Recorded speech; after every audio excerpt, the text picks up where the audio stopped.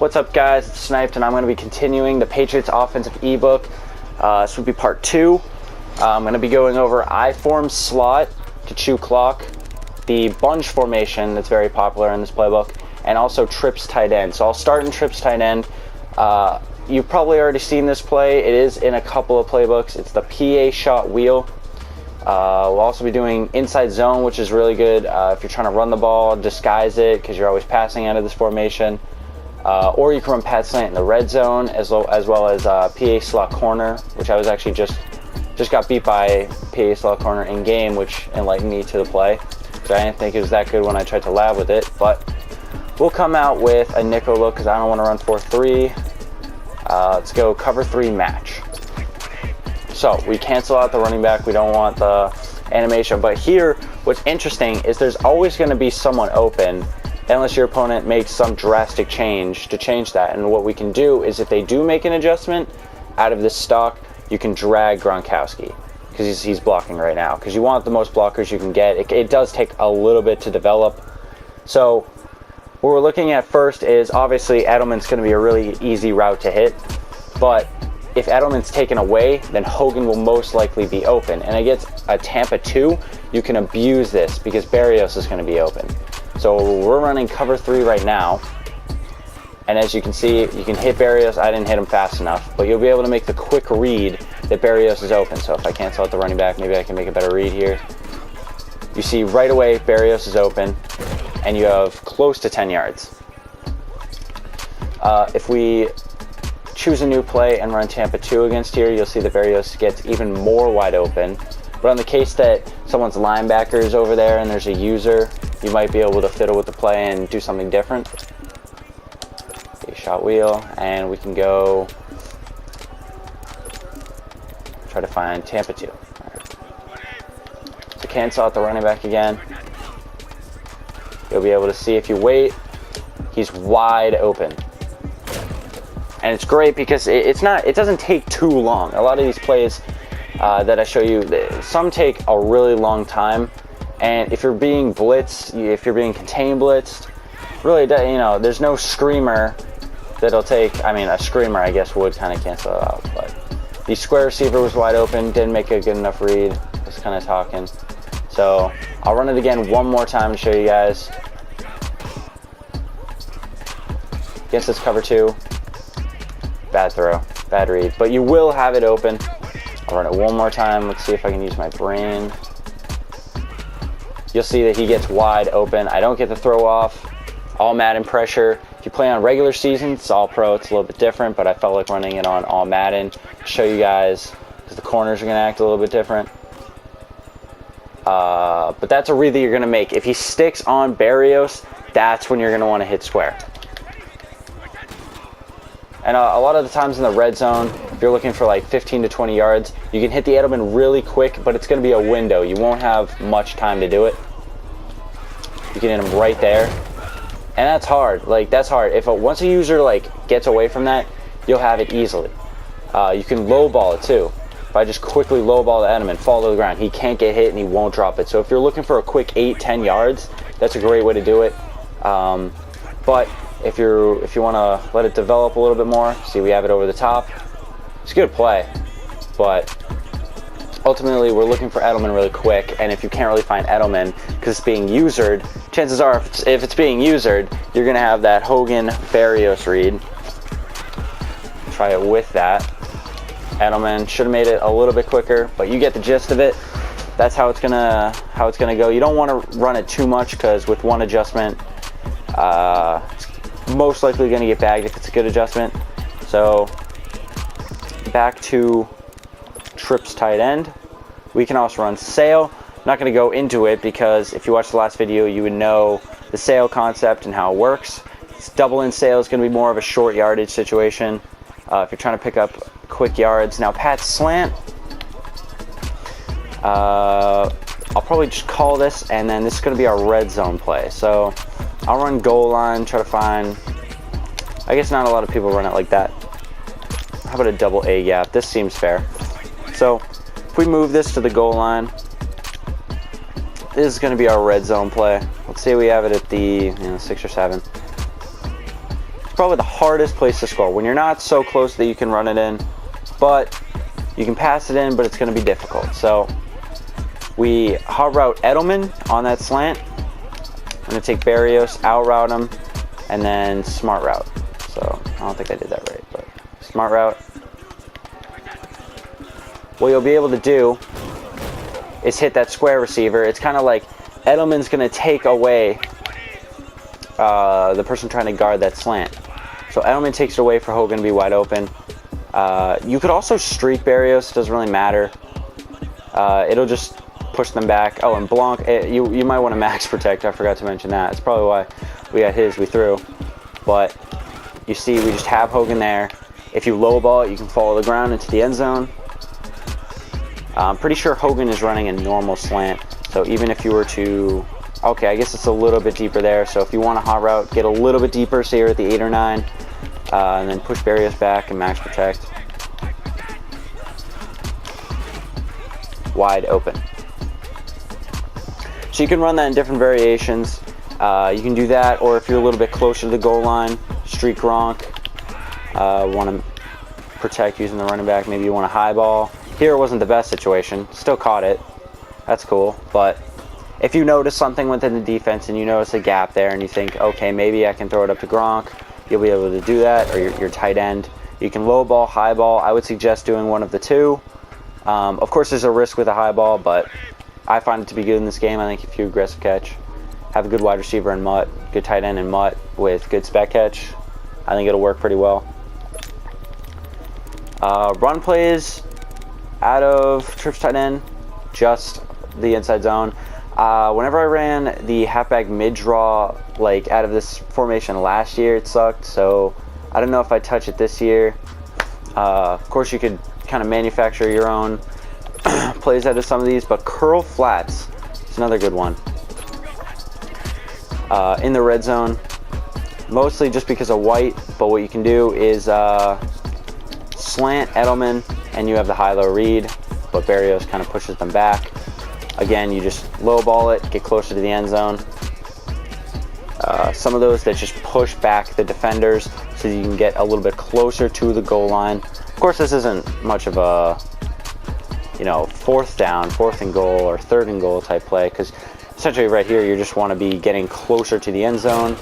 Low ball, definitely every single time, unless it's wide open and you just want to throw it. But it's going to be a good red zone formation to run if you're looking to push in the end zone from the 8, 9, 7, 6.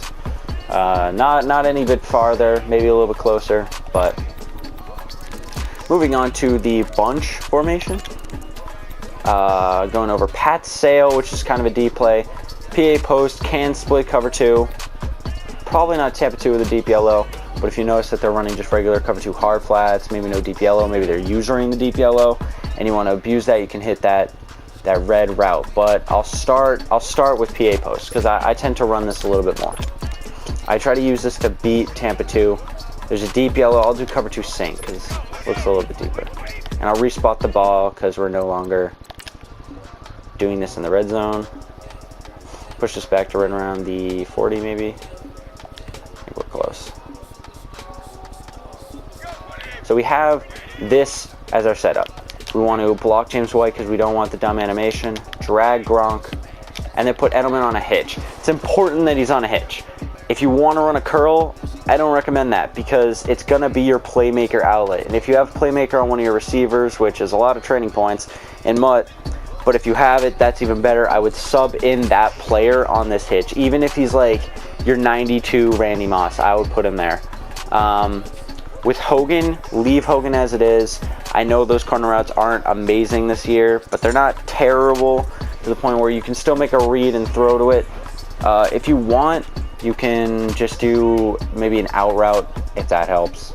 But we want to run it like this. And our main look is Gronk, because Gronk's going to be wide open, because Hogan takes away all that space and pushes everyone back. And usually this isn't something that a user picks up. I've never had this been used before. Whenever I run the drag, I can run it over and over and over again, and they won't use it for some weird reason. I don't know. But every single time, he's going to be open. I like to wait. Of course, this is on that all-man pressure. It's going to be a little bit tough to get the play off. try to see that. That was James White's side too, but put that hitch on Edelman. Now, if we don't throw and we kind of scramble out and we're like, oh, that sucks, you can playmaker him and he'll be wide open. It's kind of just what you think, what the play is developing into, and you see that maybe Edelman could go up the field and you do that. So very, very quick pressure. This doesn't happen online. If you have a clear pocket, you know what to do, or you're scrambling out, because a lot of the times people are scrambling out. That's when you would playmaker. Odd throw, kind of on the run, but you get the gist of it. If you're running with Cam Newton, Mike Vick as well. I guess you could flip if you're running with Mike Vick, so you can go over the left side, be the same thing. Gronk is still going on the drag. White is still getting blocked.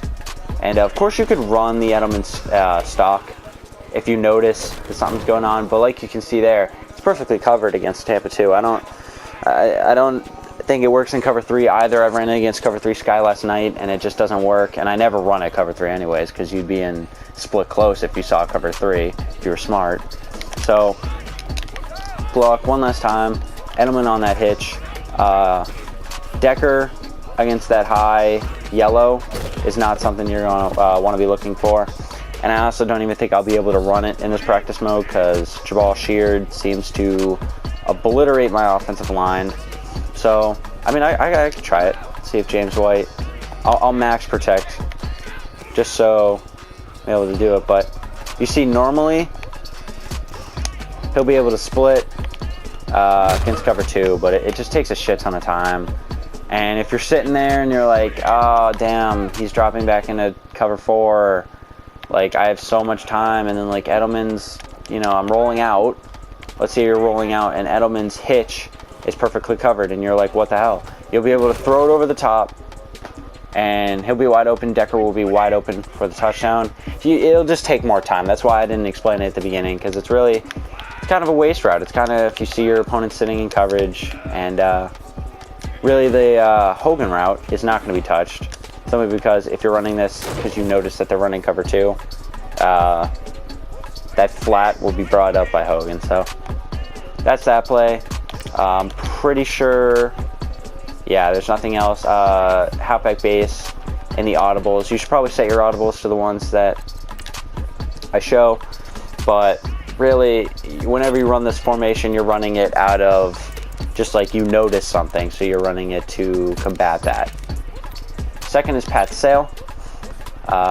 Wish I could go back, put Dorsett in there, but you're going to want to be running this to split cover 2. And honestly, you can go for the home run and you can throw that Edelman deep, max protect first. But the gist of it is to kind of get just possession catch, low ball, and go to the ground. So we max protect, Decker on a slant, Decker gets moved outside, hike the ball, and you'll see normally we do this to mess with users, because users will see the crossing along the field and they'll be in that deep yellow, and even if they're not in that deep yellow, when I run this in game, he's normally wide open for the catch. Max protect. You can also run Gronk on that out. It really doesn't matter, but there's a tight window where you throw it. That was a bad throw. You'll be able to run this against man. This kind of torches man, but that's why I say use a fast wide receiver. Use Tyreek Hill, because Edelman's nowhere near as fast as we'd like. If I just run stock, if I'm not like looking, you'll see that that's wide open. That was what I was looking for. Don't know why I didn't wait at the beginning, but really, max protect, you want that space, and you just wait until you find that pocket to throw it in. And we just want to fall to the ground. If you see that they're using their right safety, perfect. Like, do that. That's fantastic. They're going to get burned. But Tyreek Hill and those guys, they do it so much quicker. And you possession catch, because obviously if you're playing online, the guy's going to lock on and come get you. So I think I'm going to fly through the rest of this. I think we're just on this last, bunch is the last one. So last play, halfback base, run that one if you're going to run. Don't run the mid draw, it kind of sucks. Throw in a slip screen as you can, when you can. I don't really mess with screens just because they'll bump on the tackle. So do it at your own risk. As you can see, that left tackle just sticks there on that play art. He's just standing still. If if he was running to the right or the left, maybe that would stop the whole like bump and then the icon doesn't come up glitch. I hate that. You can run mesh spot. There's nothing that I'd change with mesh spot, but if you're running it against Tampa 2, you'll run into problems. You just streak Decker. It might open up some space for Gronk, but that's really it. I run this in the red zone too, but you know, it's been kind of it's gotten bagged the last couple times I ran it. I will say it's not the best red zone play, but if you just streak Decker, it works in the open field, and you'll be able to hit Gronk easily. I have Ertz at that position. Mutt, he works great. High catching is great. Obviously, you'll be able to hit drags. Nothing much you can do elsewhere. Have the Hogan sometimes, but that's a really good play to run. I wouldn't run it too much because it's not the best, but you can make very good reads off this. It's very easy to read, which is why I like it. Just try to run it. See if I can get anything else. Nah, it'll just be the square and then Gronk right away. That concludes it. Really kind of a choppy video, but those are some plays that I like to sprinkle through. They're not like some type of mini scheme. I would definitely not run these all game. This is just to pad away from like the split close. If you're running the split close a lot, if you're running the offset a lot, or I kind of do run trips tight end a little bit down the stretch just to catch them off guard. Bunch is great to run in the fourth quarter. I will have updates to Bunch coming later after I analyze Skimbo's gameplay, because you already know that no gameplay is getting posted. I missed a stream when he was playing. I think I only saw him once, but he says he runs Bunch this year. I'd like to see how he runs it. I'd like to see how he runs his offensive playbook. I will almost, hashtag it if you follow hashtag or sub to hashtag on YouTube. Kind of go over what he runs, because it's definitely going to be deadly. It's definitely going to be turned into a meta at some point, because Skimbo is one of the best in the game. He is the best in the game. Problems are really good as well because of his good reads and defense. But Skimbo, I can't wait to see how he runs this. I will update it. Tomorrow is probably going to be a little bit more of how to run the ball. We'll go into I form. I think I said I was going to go I form slot. I'm not sure. I don't really remember, but I form slot is a great formation to run as well. And then we'll tackle some of the stuff out of weak and strong. So until then, I'll see you guys later.